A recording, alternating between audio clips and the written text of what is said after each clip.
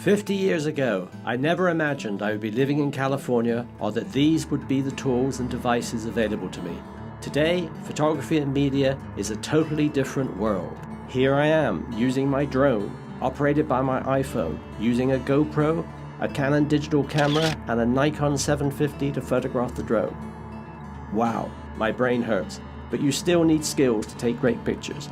You still need to interact with people. You still need a narrative to tell the story. This is my story, with pictures and video to illustrate the journey from a war in Africa and then coming to America. My assignment to cover America as a photojournalist, my pictures to be syndicated throughout the world. My story starts in North Devon, England. I left school at 16 and got a job in a camera shop selling cameras and teaching myself photography. In 1969, I started my first business with local photographer Tony Freeman.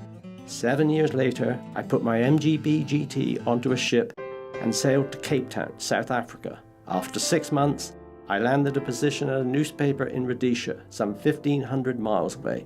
Now Zimbabwe. It was a country at war at the time. I helped them with their propaganda, alas, falling foul of the Official Secrets Act in 1977, and was promptly deported under a D notice. An amazing photojournalist, Terry Fincher, said to me, "Forget this serious shit, mate. Go to Hollywood." Terry owned a photo agency called Photographers International. They sent me to Canada with Prince Charles for the opening of the Calgary Stampede. Then I went to Los Angeles.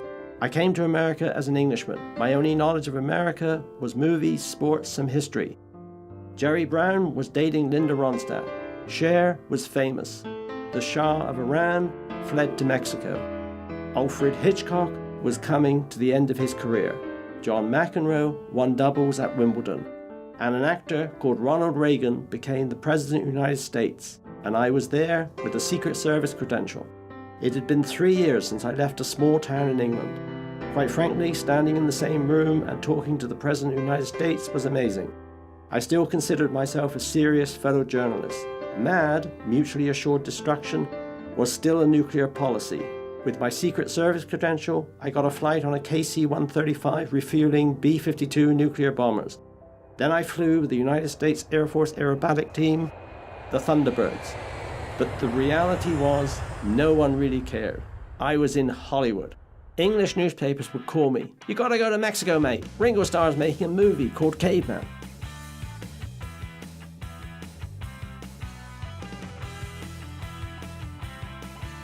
John Travolta, Willie Nelson. I thought that was amazing until the call came asking me to spend a day with Muhammad Ali in his home before he fought Larry Holmes in Las Vegas in 1980.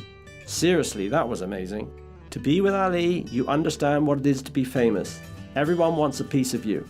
Some pictures years later evoke a satisfying feeling that you did your best. In 2016, when Ali died, his daughter Layla, who is in Ali's arms when she was 2 years old, used my pictures as a backdrop in her eulogy to her dad, televised globally. Another sports star, O.J. Simpson and his wife Nicole. Arnold Schwarzenegger, who I photographed many times as he went from being a bodybuilder to a movie star to the governor of California and married a Kennedy.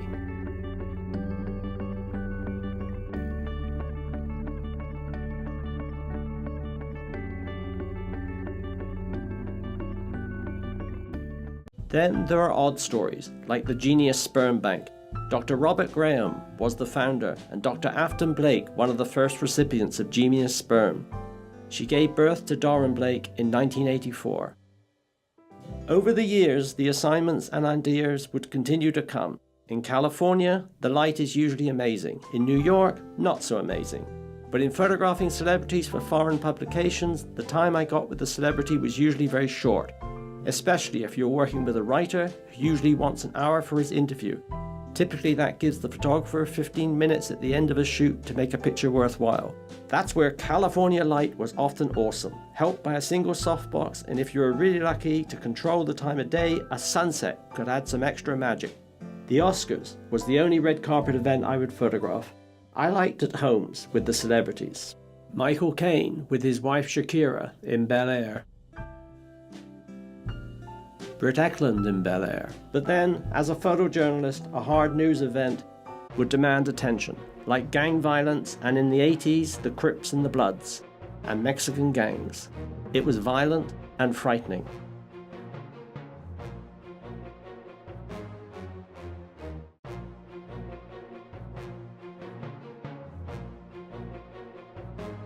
Jodie Foster, Harrison Ford,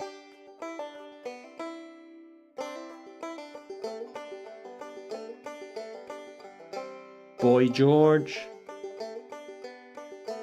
Helen Mirren, Princess Diana. They kept my camera busy. Skateboarders like Tony Hawk, who turned into multi-millionaires later in life, and the increasing use of cocaine made for interesting shoots. And then another call to go to New York and spend 2 days with Sting. There was a rude awakening at 20,000 feet. Unexpectedly, Sting's manager came up to me with a contract that forbade any syndication of the pictures. I had 2 options: sign or get off the plane.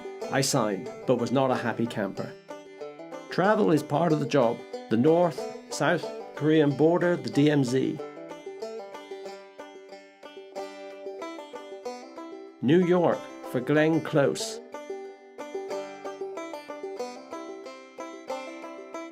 Los Angeles for Christian Bale.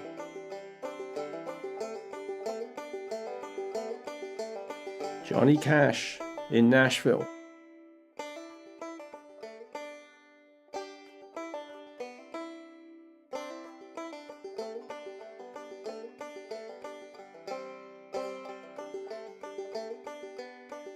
Kevin Costner when the film Bull Durham was released. American culture at its finest and worst. 1988 Harley-Davidson Festival in Milwaukee. I saw more than I imagined I would.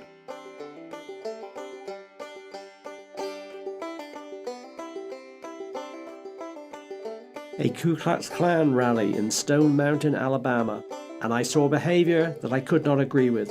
However, if you want to stay alive as a journalist, you need rat-like cunning and a plausible nature. Engage your subjects in friendly, amenable banter. Then you get to live another day and meet the Righteous Brothers.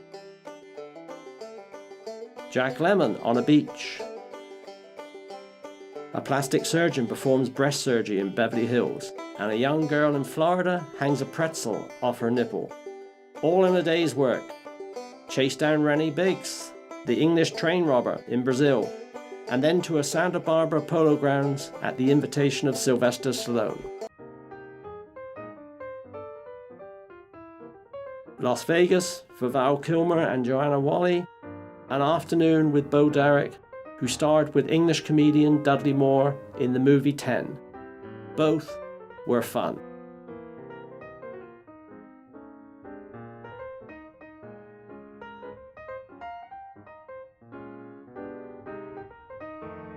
Nicolas Cage at a hotel in Los Angeles. Zsa Zsa Gabor and her umpteenth husband, Prince Anwar, in their Bel Air mansion. Many of my early subjects are now deceased, but Zsa Zsa is 99 in 2016. Will she reach 100?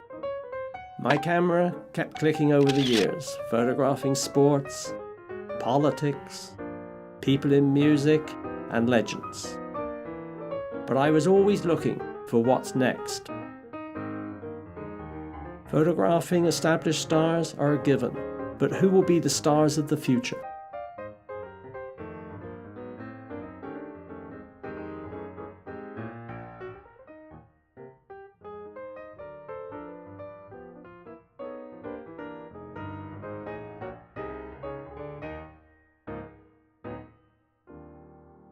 You would not have thought they would have been 2 girls living in gang-riddled community of Compton, Los Angeles, Venus and Serena Williams, who were 9 and 11 in 1991.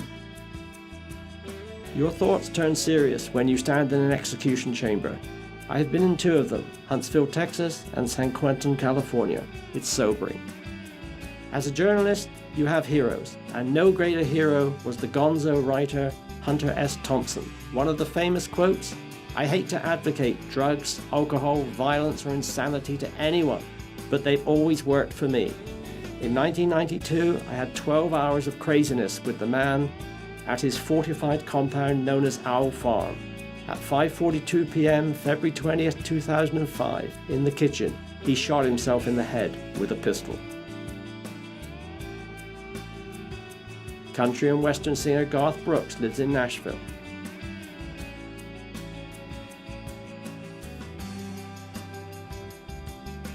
Lenny Kravitz in Malibu. Nigel Mansell loved driving fast cars. Walter Matthau stopped paying earthquake insurance on his home. 3 months later, 1994, the Los Angeles earthquake hit. He lost $5 million. In 1993, an English magazine sent me to Cuba to find Fidel Castro. We never found him, but we had a great time.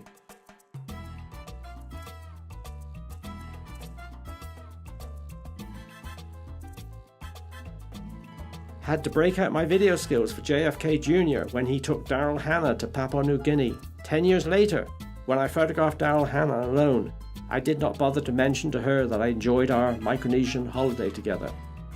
David Hockney was always a challenge to photograph, but I always came away with a good picture. Rob Lowe also obliged. And so did Phil Collins and Genesis. Kurt Cobain, Courtney and Bean, and after his suicide, Courtney alone with her band Hole. Robert Smith of Cure hated flying and went by bus on his concert tour of Northern California. Circus of Freaks in 1993. In 1994, Francis Ford Coppola. But the world of photography had changed, from film to digital. I was also getting older and recognized I needed to start a digital photo agency, and I did, a .com called Online USA. I continued to shoot film as I transitioned to digital. A luxury resort in Antigua, Kirk Douglas, I photographed over a number of years. The Labrador got older and older, as did Kirk. Rod Stewart in San Francisco, and then a jolt. The 1994 Los Angeles earthquake, the one that damaged Walter Matthau's house, as well as killing 60 people and injuring 9,000. Jackie Collins in her stunning Beverly Hills home, and English comedian Lee Evans, who starred with Cameron Diaz in Something About Mary. Timothy Leary prepares to die in 1995. He died a few months later. Moody Blues wrote Timothy Leary is dead in 1968. What foresight. Dennis Hopper. George Clooney. Anna Nicole Smith, bubbling in the bath. And a different type of media starts to emerge. The aggregator, Matt Drudge, and the Drudge Report. I sell my business to Getty Images. Rachel Hunter in 1999. I'm still a photographer, I still travel and photograph. A helicopter shot of Sunset Boulevard in 2001. A Star Wars missile test observed from Woodland Hills. The rocket launched 100 miles away at Vandenberg Air Force Base. A trip to Nashville for Dolly Parton. A mega church in Kentucky. 20,000 people attend a Sunday service. The Naked Cowboy in New York. Tony Curtis, actor and artist, moved to Las Vegas. Johnny Rotten, Larry Hagman, and Linda Gray unite after Dallas. Ray Charles and Kevin Costner at home. And it's 2 years after I sold the .com to Getty Images and I'm wondering what to do. I am 54 years old. 2002 was a busy year. I spent a lot of time thinking whilst in a remote desert photographing the Mars Society in Utah. I decided to start another company, BWP Media USA, and created a celebrity brand, Pacific Coast News, but I would continue to take photographs. The Segway in Santa Monica, and for a brief moment, fun off Route 66, an erotic burlesque show.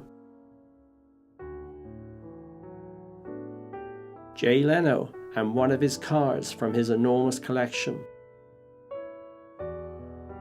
How am I driving? Asks Scott A. Maxwell as he drives the Mars rover from JPL in Pasadena, California.